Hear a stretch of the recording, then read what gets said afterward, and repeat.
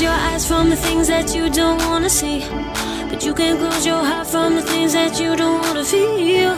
There's about to be a change in your life from now on. If you're happy, take it where you can go on alone.